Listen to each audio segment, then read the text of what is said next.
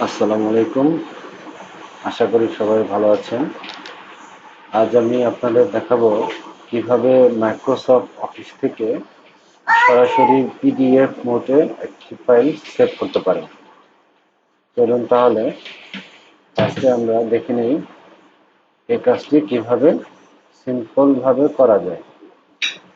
আমি এখন একটি মাইক্রোসফট ওয়ার্ডের একটা টেক্সট ফাইল ওপেন করছি। এটা মাইক্রোসফট ওয়ার্ডের একটি টেক্সট ফাইল।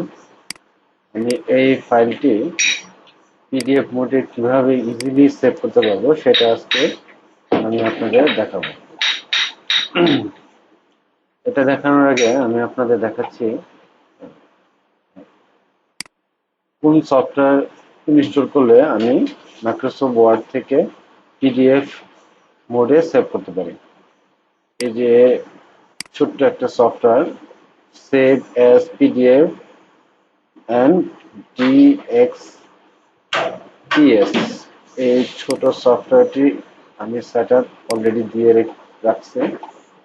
আপনি এটি সেট আপ করে বা আপনারা সেট আপ করে সহজে পিডিএফ মোডে সেভ করতে পারেন। দেখেন আমি কিভাবে সেভ করি। আমার ডকুমেন্ট অলরেডি লেখাই আছে। আমি এখন এটাকে পিডিএফ এ সেভ করি। আমি এখন সেভ অপশনে যদি যাই, সেভ অ্যাজ অপশনে যাওয়ার পর একটা ডায়ালগ বক্স চলে আসছে। এখানে দেখেন সেভ অ্যাজ টাইপ, আমি এখানে সেভ অ্যাজ টাইপে ওয়ার্ড ডকুমেন্ট আছে, আমি এখানে পিডিএফ সিলেক্ট করব। আমি যখন সফটওয়্যারটা সেট আপ দেবো তখন এখানে অটোমেটিক্যালি পিডিএফ অপশনটা চলে আসবে। দেখেন পিডিএফ অপশনটা চলে আসছে। আমি এটাকে সিলেক্ট করে যদি আমি এটা সেভ দেই, দেখেন অটোমেটিক্যালি এটি পিডিএফ এ সেভ হয়ে গেছে। খুব সুন্দর করে পিডিএফ এ সেভ হয়ে গেছে।